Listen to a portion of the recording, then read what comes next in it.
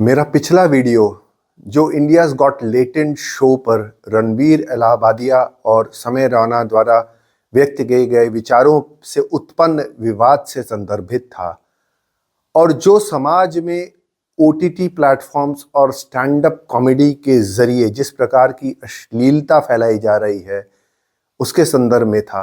उसको लेके मेरे पास बहुत सारी प्रतिक्रियाएं आई। ज़्यादातर प्रतिक्रिया लोग अपनी निजता को ध्यान में रखते हुए उन्होंने व्हाट्सएप में भेजी। बहुत सारे मेरे ऐसे सहयोगी जो काफ़ी दिनों से मेरे संपर्क में नहीं थे, उनके भी संदेशे आए। मैंने इंटरनेट पे ट्विटर यानी आज का एक्स, इस पे काफ़ी इस विषय पे सर्फ किया, समझने का प्रयास किया। इन सारे जिसको कहिए विचारों को लेते हुए मैंने कुछ बिंदुओं पर मैं ध्यान केंद्रित करना चाहूँगा आज। जैसे पहला, कुछ का मानना है कि जब रणवीर इलाहाबादिया ने एक क्षमा याचना यानी कि अपॉलॉजी इशू कर दी है और जनता से क्षमा मांग ली है तो इस विषय को अब बेवजह तूल नहीं देना चाहिए, समाप्त कर देना चाहिए। कुछ का कहना है कि ये एक घटिया जोक था जिसे अब उसकी ओर देखना, उसके बारे में चर्चा करना बंद कर देना चाहिए। एक वर्ग का एक ऐसा तबका है जो कहता है कि अगर आप चाहते हैं कि आपके बच्चों तक ये अश्लीलता नहीं पहुंचे तो घबराइए मत, उनके साथ टीवी देखना बंद कर दीजिए। एक बहुत बड़ा वर्ग है जो फ्रीडम ऑफ एक्सप्रेशन यानी कि अभिव्यक्ति की स्वतंत्रता की आड़ में OTT platform, stand up comedy या ऐसे अन्य पॉडकास्ट के जरिए अश्लीलता और फुहड़ता फैलाई जा रही है, उसको लेके बहुत चिंतित है। वो बहुत उद्विग्न है कि हमारा समाज किस तरफ जा रहा है। और एक तबका ऐसा है जो कहता है कि क्योंकि ऐसे पॉडकास्ट में काफी संतों को बुलाया गया है तो ये धार्मिक विचारों के प्रवाहक के तौर पे ये पॉडकास्ट और प्लेटफॉर्म्स काम कर रहे हैं। तो ठीक है, जो हुआ सो हुआ, अब इस चर्चा को यहीं विराम दे देना चाहिए। धर्म के प्रवाह के लिए, धर्म के को आगे बढ़ाने के लिए। अपनी बात आगे बढ़ाने से पहले मैं आपको अब तक के जो ताजा समाचार हैं आज के, उनसे अवगत करा देना चाहूंगा जो आज के हैं। वह है यह कि भारत सरकार के निर्देश पर यूट्यूब ने यह वीडियो हटा लिया है, इंडियाज़ गॉट लेटेंट शो का वीडियो हटा लिया है।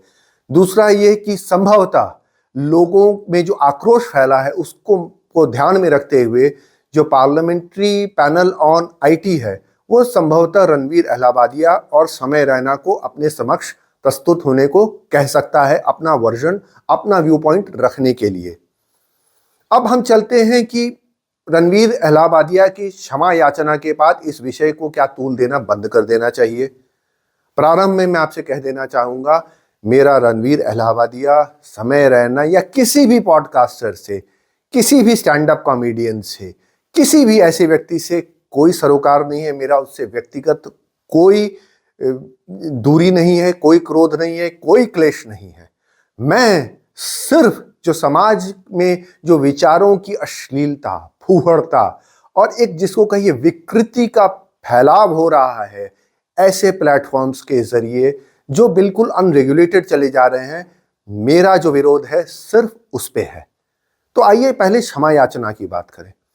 अगर क्षमा याचना को आप सुनिए रणवीर इलाहाबादिया की, तो उसमें वो एक जगह कहते हैं कि ये it was a lapse in judgement, मतलब जजमेंट में एक भूल थी और he was not very cool about it. It was not the cool way to go about it. इस तरह के कुछ शब्दों का प्रयोग होता है।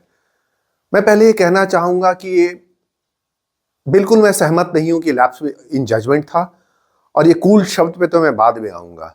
लैप्स इन जजमेंट इसलिए नहीं था क्योंकि ये पूर्णतः आप में से कई लोगों ने वो वीडियो देखा होगा जिसमें डेयर और ड्रिंक करके एक प्लेटफॉर्म है संभवतः यूके में, जिसमें वर्ड बाय वर्ड यही सवाल पूछा जाता है जो रणवीर इलाहाबादिया ने पूछा था। वर्ड बाय वर्ड प्लेगराइज्ड है, कॉपीड, पूरी तरह से प्लेगराइज्ड है। तो ये लैप्स इन जजमेंट नहीं था, ये सोचा समझा एक प्रश्न था जिसे संभवतः जिसका उद्देश्य ही था एक विवाद खड़ा करना।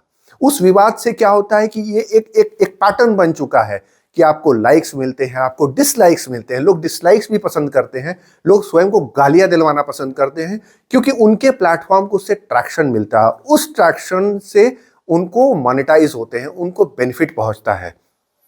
चूक यहां संभवता हुई है कि यह विवाद इतना बढ़ जाएगा, इसका इस वर्ग को अंदेशा नहीं था। और ये विवाद इतना बढ़ा क्यों? मेरा अपना मत है, मेरी अपनी एनालिसिस है कि समाज का एक बहुत बड़ा तबका अब ऊब चुका है इस अश्लीलता से।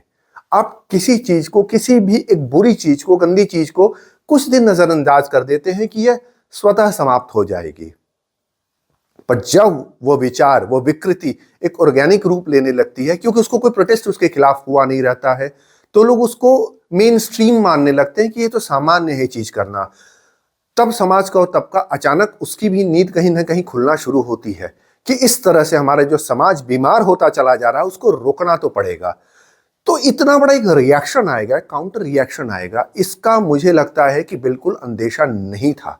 रहा शब्द कूल, मैं समझ नहीं पाता हूं कि ये अंग्रेजी का शब्द कूल जो एक अमेरिकन स्लैंग की तरह से भारतीय भाषा में आ चुका है, इसका अर्थ क्या है? How can this thing be cool? आप इसको किसी भी नजरिए से, जो उन लोगों ने अपने पॉडकास्ट में कहा, अपने उस शो में कहा, आप इसको किसी भी नजरिए से देखिए, ये कूल कैसे हो सकता है? किस तरह से आप इसको परिभाषित कर सकते हैं कूल? इसी पे मैं बात आगे बढ़ाना चाहूंगा उन सज्जन के लिए, उस वर्ग के लिए जो ये कहता है कि अगर आप ये अश्लीलता नहीं देखना चाहते हैं, अपने बच्चों तक इसका प्रभाव नहीं पहुंचना दे चाहते हैं, तो आप टीवी मत देखिए बच्चों के साथ। मैं उन सारे लोगों से कहना चाहूंगा कि एल्गोरिथम नाम की चीज है और इंटरनेट रेवोल्यूशन सबके सामने है। आज बच्चे बच्चे के हाथ में, कोविड के बाद से खास करके बच्चे बच्चे के हाथ में एक डिजिटल इक्विपमेंट है और एक एल्गोरिथम होता है हर प्लेटफॉर्म का। वो एल्गोरिथम एक जैविक तौर पे, मतलब एक जीवित तौर पे हो चुका है वो। अब वो कोई दिशा, कोई दशा, कोई बाउंड्री, वो कुछ नहीं देखता है। वो एल्गोरिथम उस वीडियो को किसी के पास भी पहुंचा सकता है, चाहे वो 5 साल का बच्चा हो, चाहे 75 साल का वृद्ध, और बिल्कुल अनफिल्टर्ड है। तो ये कहना कि टीवी न देखिए, महोदय नींद से जागिए। अब टीवी कोई नहीं देखता, और टीवी तो संभवतः आज की तारीख में सबसे शुद्ध मनोरंजन प्रोवाइड करने वाला हो चुका है। जो कुछ साल पहले जिस पे हमें आपत्ति होती थी, अब वही सबसे पवित्र लगने लगा है। मेरे जैसे व्यक्ति से, जो बहुत ज्यादा इन चीजों में नहीं पड़ते हैं, ना मुझे स्टैंड अप कॉमेडी से कोई लगाव है, ना इस तरह के किसी मनोरंजन से, जब वो मेरे मोबाइल में पहुंच जाते हैं इस तरह के वीडियोस घूमते घूमते, तो ये तो सभी के पास पहुंचते होंगे ना। तो ये कहना कि अब इसकी ओर ध्यान नहीं देना चाहिए, मैं चाहूंगा कि आप अपने विचारों को आप लोग फिर से एक बार सोचिए कि आप क्या कहना चाह रहे हैं। तो अगर आपको लगता होगा कि मुझे इतना आक्रोश क्यों है, यही फ्रीडम ऑफ एक्सप्रेशन वाली बात पे फिर आते हैं। तो मेरा आक्रोश है कि ये जो घिनौनी और एक मानसिक विकृति हमारे समाज में फैल रही है, इसका प्रभाव हमारे आने वाली जनरेशन्स पे, हमारे आज के समाज पे क्या पड़ने वाला है। लोग कहते हैं कि, जैसे किसी व्यक्ति ने कहा कि ये घटिया जोक है। क्षमा कीजिएगा, इस तरह की चीजें जोक नहीं हो सकती हैं। मानसिक विकृति, कुत्सित मानसिकता, ये जोक नहीं होती है। जोक और कॉमेडी आदमी के लिए हास्य, व्यंग्य और विनोद का एक साधन होती है, मनोरंजन का साधन होती है। आप फ्रीडम ऑफ एक्सप्रेशन की आड़ में कुछ भी विदेशी कूड़ा लेकर के, देशी कूड़ा लेकर के मेरे ऊपर परोस देंगे और कहेंगे ये जोक था। ये जोक नहीं होता है, बिल्कुल ही ये जोक नहीं होता है, किसी भी नजरिए से जोक नहीं होता है। तो इसका विरोध करना मुझे लगता है कि मेरा कर्तव्य है। विचारों की अभिव्यक्ति की आड़ में जो फूहड़ता, अश्लीलता और कुत्सित मानसिकता जो फैलाई जा रही है, मैं ये प्रश्न पूछना चाहूंगा उनसे कि इनमें और इनको परोसने वालों में, उन प्लेटफॉर्म्स में, उन पॉडकास्टर्स में, उन स्टैंड अप कॉमेडियंस में और उन विश्वासघातियों में क्या फर्क है? वो विश्वासघाती जो इस देश में जब विदेशी आक्रांता आए तो अपनी पद, प्रतिष्ठा और पैसे के लिए उन्होंने अपने आप को उनके सामने बिछा दिया और इस देश को गुलाम बनाने के लिए जो भी योगदान वो दे सकते थे वो उन्होंने दिया। तो एक तरह से ये भी तो विश्वासघात है कि आप ऐसे विचार जो हमारी न संस्कृति का कोई हिस्सा रहे हैं, न हमारी सभ्यता का कोई हिस्सा रहे हैं, उनको आज एक आप मेन स्ट्रीम करते चले जा रहे हैं, जैसे कि ये सब कुछ बहुत नॉर्मल है। ये नॉर्मल नहीं हो सकता है। बात मैं फिर स्टैंड अप कॉमेडियंस पे लेकर के जाना चाहूंगा। जो द्विअर्थी संवाद या जो द्विअर्थी जोक या कॉमेडी कुछ साल पहले बहुत आइसोलेटेड होती थी, अब अगर आज की तारीख में आप कुछ ऑनरेबल एक्सेप्शंस, मैं सबके ऊपर ये आरोप नहीं लगा सकता हूं क्योंकि करने वालों की संख्या बहुत ज्यादा नहीं होती है, पर समाज का एक, जिसको कहिए कि एक समस्या समाज की है कि जो खराब करता है वो ज्यादा दिखता है। तो जो ऑनरेबल एक्सेप्शंस है उनको छोड़ दीजिए, तो ये द्विअर्थी समाज तो डायलॉग्स तो जैसे कि एक बहुत आम भाषा होते चले जा रहे हैं। और इनमें बहुत बड़ा मैं देख रहा हूं स्टैंड अप कॉमेडियंस में लेडी स्टैंड अप कॉमेडियंस हैं।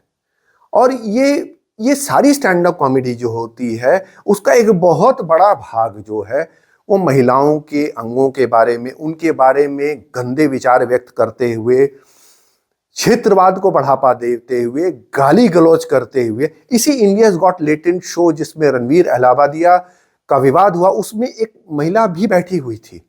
अगर आप उसके कॉन्वर्सेशन को देखिएगा तो आप शर्म से आपका सिर झुक जाएगा कि महिलाएं तो समाज की धुरी मानी जाती हैं, जो समाज को एक तरह से संवेदनशील बनाती हैं।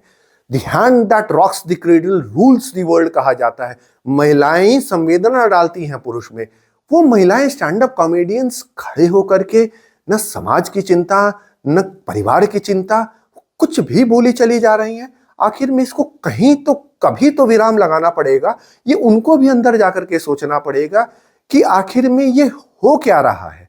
आखिर में ये कैसी सोच है जो कोई भी मान सम्मान, रिश्ता, पवित्रता, किसी चीज की ओर ध्यान नहीं देती है, कुछ पैसे और कुछ लाइक्स के लिए। और उस ऑडियंस का क्या कहा जाए जो इस तरह की घटिया चीजों को देखने जाती है। और जो ऑडियंस का एक जिसको कहिए कि जो उनका स्प्रेड रहता है, वो देख के लगता है कि काफी संभ्रांत लोग रहते हैं, जो ठहाका मारती है, जो ताली बजाती है। आखिर में मुझे उन पे तरस आता है और क्रोध भी। क्या उनको समझ है कि वो किस तरह का एक, जिसको कहिए कि समाज बनाते चले जा रहे हैं। और मैं जानता हूं ये विचार कल भी मेरे पास आए, कुछ परिचितों ने भेजा कि वो दुर्भाग्य से वो भी ऐसे किसी प्लेटफॉर्म पे किसी बड़ी कंपनी के किसी प्रोग्राम में ऐसे ही किसी स्टैंड अप कॉमेडियन के जिसको कहिएगा कि अश्लीलता को उनको सुनना पड़ा और देखना पड़ा। और जब उन्होंने विरोध दिखाने का प्रयास किया और विरोध किया, तो उनको जनरली जो वो तबका होता है जो वहां प्रेजेंट होता है, उनको कंजर्वेटिव कह देता है, आउटडेटेड कह देता है कि आपको अब समझ नहीं है, आपका समय हो चुका है, आप समझते नहीं हैं। और स्टैंड अप कॉमेडियंस तक बात रहती तो हमें समझ में आता कि ये समाज का एक तबका है, एक मीडियम है। अभी कुछ दिन पहले मैंने एक ओटीटी प्लेटफॉर्म पे 2 लोकप्रिय कलाकारों को चर्चा करते हुए देखा। चर्चा का विषय फिल्म, सिनेमा, एंटरटेनमेंट, जीवन नहीं, गालियां। दोनों कलाकार चर्चा कर रहे थे कि उन्हें कौन सी गालियां पसंद है, और दोनों अपनी मन पसंदीदा गालियों का प्रयोग कर रहे थे कि मुझे ये गाली पसंद है। और गाली के बिना जीवन कहां? ये भारतीय सभ्यता में गालियां कहां से आ गई कि आखिर में आप इन चीजों के बारे में जो चर्चा कर रहे हैं, आपकी एक पद प्रतिष्ठा, आपको मान सम्मान सब कुछ मिल चुका है। उस मान सम्मान का बहुत जिम्मेदारी से निर्वहन करना चाहिए आपको। गालियां, गाली गलौज दे करके बड़ा दुख होता है कभी कभी देख करके। आपको मेरे विचार टूटते हुए लगेंगे, पर मुझे व्यक्तिगत तौर पे मैं समझ नहीं पाता हूं कि ऐसे लोग इस तरह की प्रवृत्ति, जो एक बहुत ही अश्लील प्रवृत्ति है, उसको बढ़ावा देकर के इनको आखिर में क्या मिलता है। आप बहुत लोकप्रिय कलाकार हैं, आपकी सिनेमा देखने, आपका ओटीटी देखने लाखों की संख्या में लोग जाते हैं, वहां भी आप गालियां परोसते हैं। पति पत्नी के बीच में गाली, दोस्तों के बीच में तो धारा प्रवाह गाली। आखिर में ये कब से शुरू हो गया? भारतीय सभ्यता और संस्कृति का मुझे नहीं लगता कि ये कभी भी हिस्सा रहा है। और वेस्ट में भी अगर आप देखिएगा तो आप ब्रिटिशर्स को देखिएगा तो इस तरह की धारा प्रवाह गालियों का प्रयोग कम करते हैं अपनी फिल्मों में, बनिस्पत की हॉलीवुड की वो सस्ती मूवी जो सिर्फ गाली प्रयोग करती है। बट वो जो तबका वहां बना रहता है वो बहुत ही पिछड़ा हुआ तबका बना रहता है, जिसके ऊपर वो गाली संभवतः उनको शोभा दी देती होगी। पर हमारे यहाँ बड़े बड़े कलाकार बैठ के गालियों का चयन कर रहे हैं। और रही बात कि ऐसे पॉडकास्टर्स या ऐसे कई पॉडकास्टर्स और शोज जो हैं वो संतों को बुलाते हैं, कुछ धर्म की चर्चा करते हैं, कुछ धार्मिक पुस्तकों की चर्चा करते हैं, कुछ विचारों का आदान प्रदान करते हैं, तो इससे धर्म आगे बढ़ता है। सनातन धर्म मित्रों हजारों वर्ष पुराना है और इसने हर विभीषिका सही है, हर संघर्ष किया है और इसने कभी बैसाखी खोजने की जरूरत नहीं पड़ी है, क्योंकि ये बहुत ही एक अकोमोडेटिव धर्म है, एक सोच है जो अपने को अडॉप्ट करती है, सीखती है और हजारों वर्ष की तपस्या और साधना से निकला हुआ ये एक सोच है। इसको ऐसी बैसाखी की मुझे नहीं लगता है कभी कोई जरूरत पड़ती है। हाँ, कुछ लोगों को अपनी पुस्तकों को बेचने के लिए, उनका प्रचार प्रसार करने के लिए, और वो फिर वो एक कमर्शियल वेंचर है कि मैं आपको लाइक्स दिलवाऊंगा, आप मेरी पुस्तक बिकवाइए, उसके लिए पढ़ सकती है, पर धर्म के प्रवाह के लिए इसकी जरूरत हो मुझे ऐसा लगता नहीं है। क्योंकि ये जिसको कहिए नहीं, ये प्लेटफॉर्म्स वैसे हैं, वो परोस रहे हैं जैसे कि अफीम चटाते रहिए आप किसी को थोड़ी थोड़ी। शुरुआत में तो अफीम, और यहाँ अफीम का अर्थ अश्लीलता से है। अफीम बड़ी स्वादिष्ट लगती है व्यक्ति को, धीरे धीरे वो उसका आदी होता चला जाता है और एक दिन ऐसा आता है कि अफीम की खपत बढ़ती चली जाती है, अफीम का सेवन बढ़ता चला जाता है और समाज जो है वो बिल्कुल निर्बल होता चला जाता है। और जिस तरह से भारत आज चहुओर इस पे शत्रुओं का हमला हो रहा है, उस देश को आवश्यकता है छत्रपति शिवाजी की, उस देश को आवश्यकता है महाराणा प्रताप की, उस देश को आवश्यकता है चंद्रशेखर आजाद की। क्योंकि अगर भुजाओं में बल नहीं है, भुजाओं में गर्म लहू नहीं है, तो इस संघर्ष हम जीत नहीं सकते हैं। और जैसे स्वामी विवेकानंद ने कहा था कि वीकनेस इज अ सिन, यानी कि दुर्बलता एक पाप है। तो दुर्बलता चाहे मन की हो, चाहे शरीर की हो, चाहे विचारों की है, इसका परित्याग करना होगा। नहीं तो हम और आप जो भी इसको आज की तारीख में जिसका आनंद उठा रहे हैं, हम सब पाप के भागीदार होंगे। और रही बात मांग की कि स्टैंड अप कॉमेडियन, उस दिन जो विवाद हुआ उसके बाद इनको जेल भेजा जाना चाहिए, इनको ये सजा होनी चाहिए, वो सजा होनी चाहिए, इस विषय का मैं कभी पक्षधर नहीं हूं। जो उन्होंने काम किया वो गलत था, उनकी क्षमा याचना, उन्होंने क्षमा याचना की, अच्छा किया। भले ही वो क्षमा याचना जो है वो उतनी सिंसियर मुझे नजर नहीं आती, पर जेल भेजना किसी को, फ्रीडम ऑफ एक्सप्रेशन बहुत ही आवश्यक है डेमोक्रेसी के सर्वाइवल के लिए। अगर विचारों की अभिव्यक्ति की स्वतंत्रता नहीं रहेगी तो डेमोक्रेसी नहीं चल सकती है। पर उतना ही आवश्यक है कि हम आप नागरिक के तौर पे अपनी जिम्मेदारी समझें। सरकार कहां तक किसको रेगुलेट करे और संभाले, ये जिम्मेदारी हमारी होती है कि हम सेल्फ रेगुलेट करें। और इन लोगों को, इस विचार को, अगर आप अफीम को त्यागेंगे तभी आप शक्तिशाली होंगे। उसी तरह से इस अश्लीलता से, इस कुत्सित मानसिकता से अपने आप को निकालने के लिए मेरे विचार में एक ही तरीका है, सेल्फ रेगुलेट करिए। क्योंकि हमारे आपके द्वारा दिए गए ऑक्सीजन पे ही ये सारी इंडस्ट्री, भले ही अश्लील इंडस्ट्री हो, वो पनप रही है। अगर आप इनको देखना बंद कर देंगे, इनको सुनना बंद कर देंगे, इनको अपना रोल मॉडल बनना बंद कर देंगे, आप बेशक आनंद लीजिए, जो आपको मनोरंजन दे रहा है बेशक लीजिए, पर गलत चीजों से नहीं। अगर आप बंद कर देंगे तो ये वो मछली हो जाएंगे जो पानी के बाहर है, उसको ऑक्सीजन ही नहीं मिलता है। तो ऐसे विचारों को ऑक्सीजन देना बंद करिए, तभी हमारा समाज आगे बढ़ सकता है, तभी हमारा देश सुदृढ़ हो चुका है। धन्यवाद।